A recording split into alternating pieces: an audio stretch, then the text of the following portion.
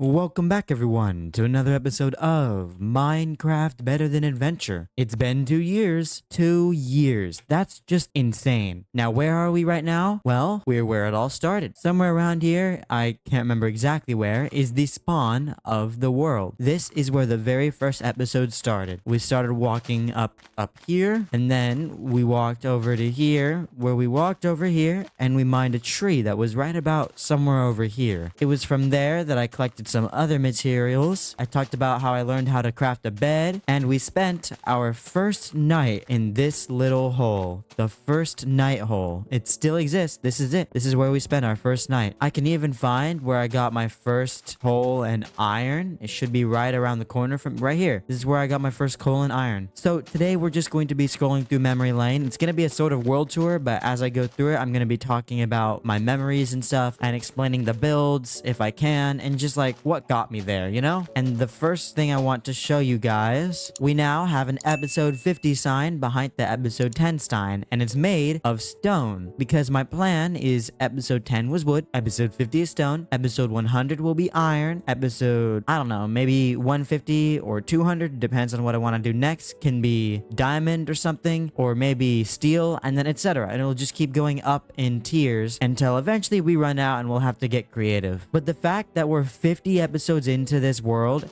and 2 years into this world and series is just insane. Oh, and also off camera, we managed to hit day 1111 while I was building that sign, so I do think I have a screenshot for that I can show now, because last episode I told you guys I would let you know when we hit day 1111. With that done, I guess I could show you guys the start of the world. Obviously, we have our rail system that comes through our spawn of the world. This is just to make it easier to travel my world. This rail system goes around a lot of places. It goes underwater to my underwater builds. It goes around 2 different sides of my world here, and this even goes up and around the hill over here and all the way over, like probably like 1,000 blocks. All right, I'm gonna try to go chronologically to the best of my ability. So the next place we're going to want to go from spawn is here. This was our base in episode 1. We built it inside of a little cave. What happened was we first discovered this part of the cave and we were like, oh, this looks interesting, let's walk through here. And we walked through here,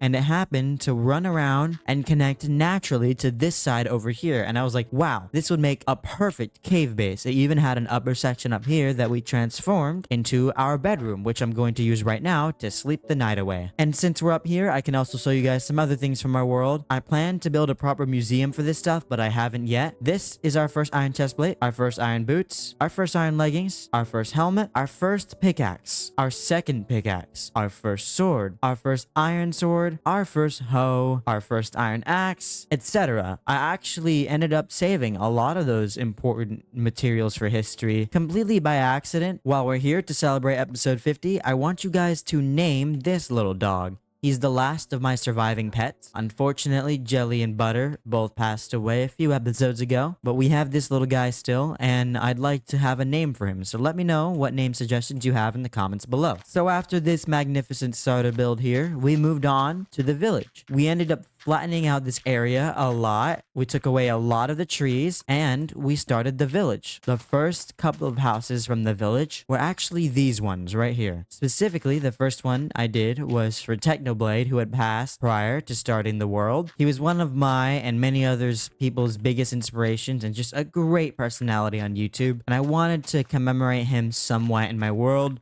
So I gave him a pink house. Notice that every other build here, besides this one right next to us, does not use colored planks. And that's because these two are important builds and they had to be different. And that's because this white one is for TFC, otherwise known as Tinfoil Chef. He was a member of the Hermitcraft server who sadly passed away about a week before I built this build, and I wanted to commemorate him just like I did Technoblade. So in that episode, I built these two just to commemorate and to start off our village. From there, we expanded a lot, and we ended up building quite a bit of villager houses all throughout here. We had this one, this one, this one, this one, this one, this one, this one, and this one. We even built one down here. Of course, before we built these village houses, we built our nether portal. This nether portal was really expensive. It cost a lot of obsidian, as you can tell, so it took me a while off camera mining to get it. But when I did, I was like, this is the perfect way to use this statue that I learned to build. I got this off a Reddit post. I'm not really sure who the original creator was, but I was like, wow, the statue, it would be perfect to put the portal on top of it. When I built these builds, including this house and this statue, I couldn't do upside down stairs in Better Than Adventure, and I couldn't use horizontal logs. They had to be vertical like this. And so in case you're wondering, that's why the roofs look like this instead of being made out of upside down stairs at the bottom, because they're from the past. And of course, I don't remember when we built these, but these were the homes of Butter and Jelly, our now passed away friends. So the first episode's sign wall was over there inside of our starter base, but I realized I couldn't keep that up for long. So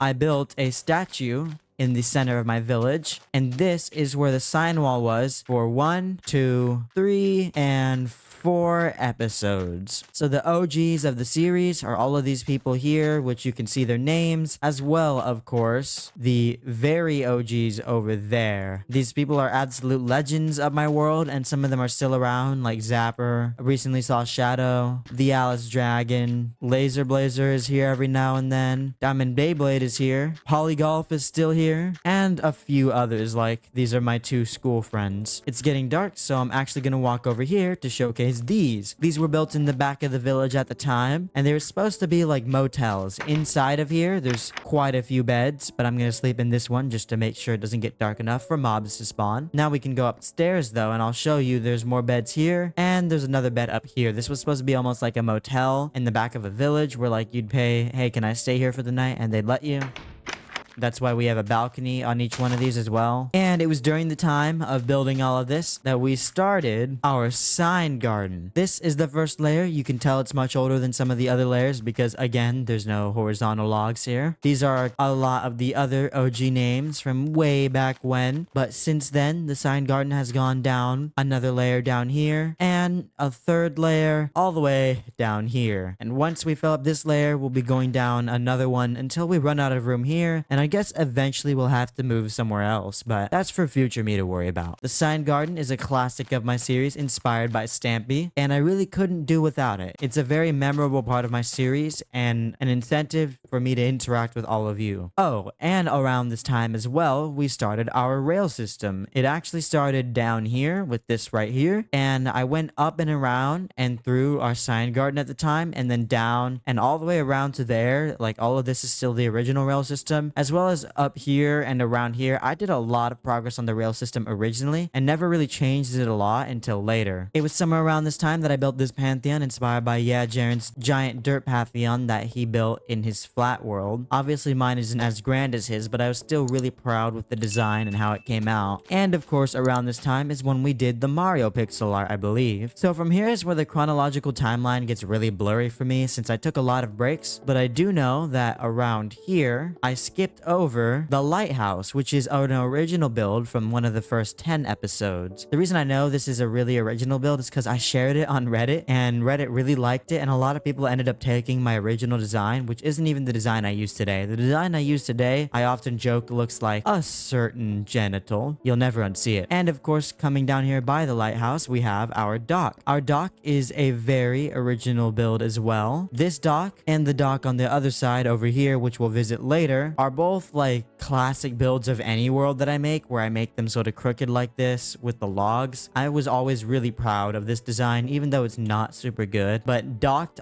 on our dock is a little boat. I'm really proud of this design. This is a custom boat design, and you know, it took a lot of finicking, but I think it really turned out looking like a good boat with a good flag. And I do remember this, I believe it was episode 10, we built our trade ship. This is still one of the coolest builds I built to me, though I did use a really old, like 12-year-old tutorial to build it. I'm still really proud of it. Let's sleep. Always gotta sleep to make sure you're safe, you know? So while we're here, I think I'm gonna just start going off of chronological order from here and just explaining the builds and their significance, because my memory is bad. And I'm just gonna go to the next closest build, which is the Fallout Vault. I believe we didn't build this that long ago, maybe like 10 or 15 episodes ago. Not that long. It was this year. It was after the Fallout show, so it can't have been that long. I'm really proud of this design. I based it off a design I found on Reddit, and I've never done an interior for it, but maybe eventually we'll be able to do a whole Fallout Vault in there. There's some room in there to do like at least an entrance. Walking over here, we can actually see one of the 3 entrances into our underwater rail system, which runs all the way underwater. This system I was really proud of. It took a lot of work, a lot of sponges, but in the end, I think it turned out pretty cool the way that you can ride the rails down and then go straight into underwater where it gets kind of dark down here. And you're able to walk and you can see the underwater area. And as you go and you head down here, you end up over here. You can see there's two crafting tables here from all the times I've had to patch up the glass after hopping out of a minecart. But over here is Bikini Bottom, or little my version of it. The houses aren't arranged in the order they would be in the show, but this is SpongeBob's Pineapple. Then we have Sandy's Dome, Patrick, and Squidward all underwater here. Though it doesn't look like much, Sandy's Dome took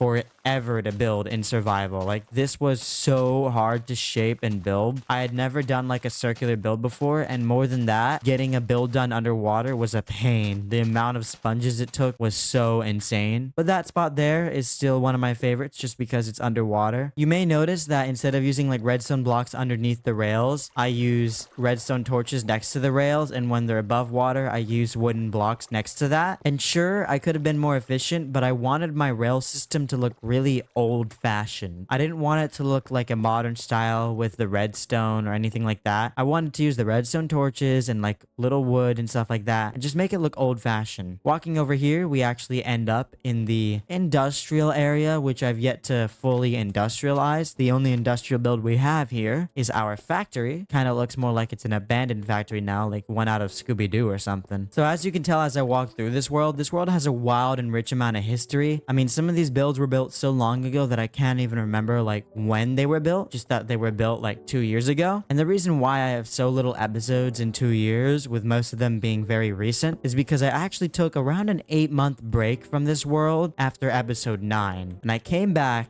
around last year with episode 10, and I've been pretty consistent ever since. Anyways, I know it's snowing right now, so it might be a little annoying, but I wanted to come back over here to just acknowledge that this is where Jelly died, right here. I also spelled Jelly's name wrong on their own tombstone, but we're just gonna ignore that. Since we're here, we can walk over to the Steamboat Willie boat. Fun fact, when I built this, I put cobwebs up here because I thought it was a steamboat, so it could like, you know, cobwebs right there, but that's not how the boat works in the animation. These two things like huff and puff, they move up and down, and steam doesn't come out of them. I actually watched the Steamboat Willie animation after building this boat, not before. Yeah, this was built to celebrate the fact that Steamboat Willie came into the public domain at the beginning of the year. It was the first episode of the year, and it's still one of my favorites that I'm very proud of. And of course, since the ocean is frozen over, we can just walk on it like this, because boats are pretty useless when the ocean is frozen over like this. But we can actually use this walking to walk over to the Going Merry. If we go over to the Going Merry, we can't get inside of it without like climbing up on it. However, I can admire it from in here, and I can also admire the fact that I turned this thing into a mob farm. You can hear inside of there. I never lit up the inside of this thing, so it is definitely an accidental mob farm. But this Going Merry build was built using a tutorial and some of my own knowledge, since I did have to adjust something since the tutorial used some blocks I didn't have. Overall though, I'm really proud of how this turned out, and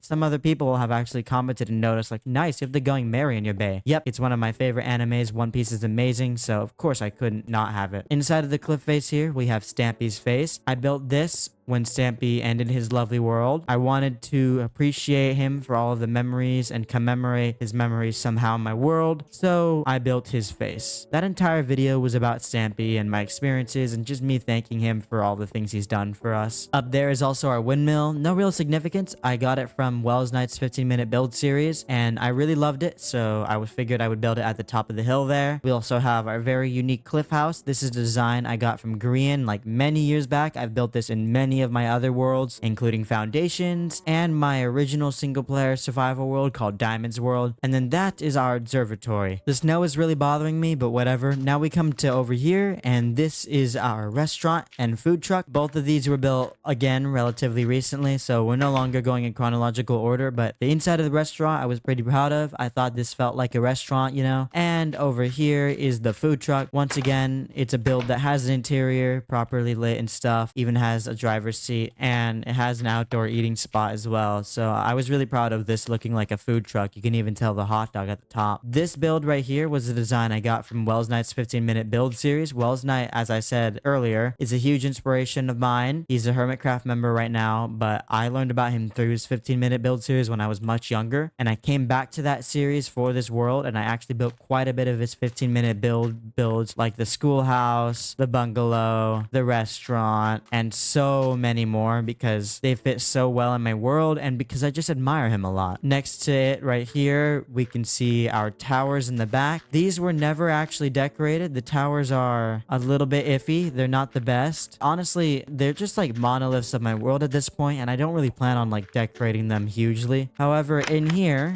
is our modern house, and I do want to add some stuff to this thanks to some suggestions you guys left last episode, so I'll definitely be adding a few things to here. Moving on from all of this though, we come to our schoolhouse. As I mentioned earlier, this is from Wells Knight's 15-minute build series, but I did change the palette since I didn't want to use brick. In here, it is fully decorated. We have the glowstone. These are supposed to be those chairs that are like connected, you know, those desks that have like one singular connection. That's what these were supposed to be. And then the teacher's desk up front here. Actually, many of my builds now do have interiors, so I'm pretty proud of that. Like, these are the school buses sat next to the school.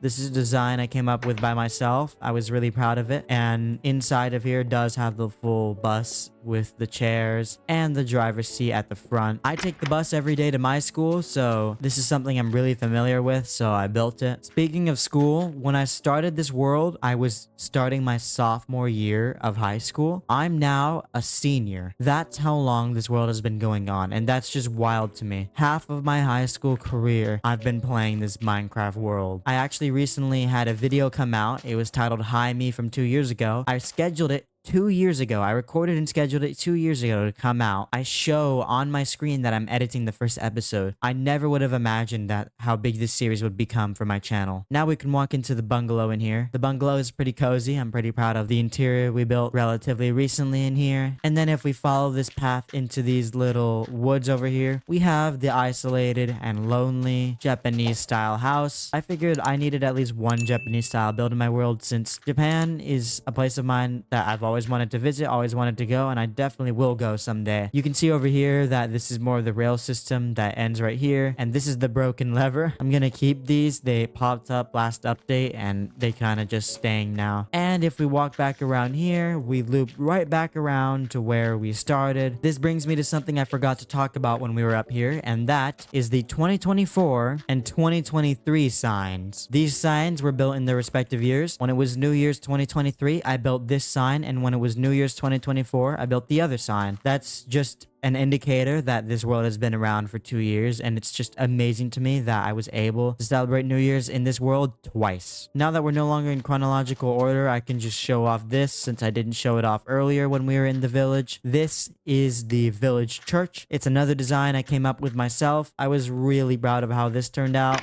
It even had an interior, and if we walk around and follow this path here, we lead us to the hospital and the firehouse. Both of these builds come from Wells Knight, but the interior are my own. This interior has like a little help desk and another help desk, and then we have the patients in here, and then the firehouse interior, which we decorated last episode, shows us the little entryway with some beds, the main area where the truck would be, and the sort of staff lounge area where you can like cook food. And right next to the fire department and hospital, we have our police station with a little helicopter on the roof. So from over here, we can actually see that standing right next to Mario facing a different direction is Luigi, another pixel art that I did that I was really proud of. And from this distance, we can see our giant mob farm that we built on a live stream. Walking behind the church here, you might have seen this quickly earlier. This is the clock tower, another design that was ripped off of Wells Knight's 15-minute build series, but I did make it my own a little bit. And on the other side of behind the church is our western area. This is the most recent builds of the world. It's not supposed to snow in the west, so this snow is really throwing off the feel. This is the water tower. We have a saloon. We have a bank. We have a sheriff's department, a hotel, and a mayoral house. We have the saloon, which is a very quaint interior, mostly downstairs. Then we have inside of the bank. I wasn't really sure what to do here, so I kind of just put like a cashier almost. And we can actually enter the sheriff's department's jail cell right here because I made a little secret escape way for the prisoner in the sheriff's by just going through the painting there. And over here we have the hotel, which does have an interior, the reception desk, and then each story with a bed. Reflecting on all the stuff that was built here, it's really wild to think about like what was going on during my life as I built this stuff. Like a lot of the stuff around here I built during my sophomore year of high school, which feels like forever ago, but clearly it wasn't because I'm standing in the area I played Minecraft in during that time. I showed this a bit earlier in the photo mode, but if we head down here, we actually get to the Fisherman's Hut. This is basically the same as the village houses from above, but with a little like side thing here, which is supposed to be like a fishing area. And of course we have like walls surrounding it to keep it safe, and another dock, but this one's slightly different because it's elevated from the water. Connected to this dock is an ark, kind of like supposed to be like a mini version of Noah's Ark. This took a while to build as well. And one of my favorite builds right here, this is the submarine. It's supposed to be like a military submarine in its compactness. Submarines are super cool. I love submarines. They're like one of my favorite things. And this is the area where we have our first and only chair of the Better Than Adventure world to captain the sub here. I don't know. I just think that this is a really badass build to have in your world, like a little submarine. Over here on this little isolated island, we have our beach house. Now, you're not supposed to visit a beach house while it's snowing like this, but I'll show you the interior anyways. We did this recently last episode. I thought it was a pretty decent interior for like a little getaway house. Got a closet here, and then the bed is down here. And then over to the left of the beach house, we have a bridge that goes over the water and brings you to a little area to suntan. Though sun tanning really wouldn't work in this weather. I am gonna sun sleep though. Sun sleep, really? That's all I could come up with? Maybe the snow will finally disappear? It is weird that it's in like these little patches. You're seeing this, right? So now we're headed over here on the other side of the trade ship. You might have seen this a little bit when we went into the photo mode. This is Mario's house from Paper Mario. Well, it's one version of the house. This is a much harder version than what I had to build because of course the reference picture I used had to be like an upgraded version of the house. And then this is our campsite. Really proud of this. I built this camp after going camping in real life, and I just thought it was super neat. And so that's about it. It's time for the big announcement that I mentioned last episode, the world download. That's right. In the description for this video and in the top comment, you'll find a world download. For the first time ever, I'm going to be releasing the first world download of my Better Than Adventure world where you can play the world yourself. And what I want you guys to do is I want you to download my world and then build your own build somewhere in my world in this area and share it to me on my Discord server. Comment world if you made it this far into the video because the world download is coming out and we had a world tour to celebrate 2 years on this world. Thank you all so much for watching and I'll see you all in the next one. Bye bye. Gosh, those cows are annoying.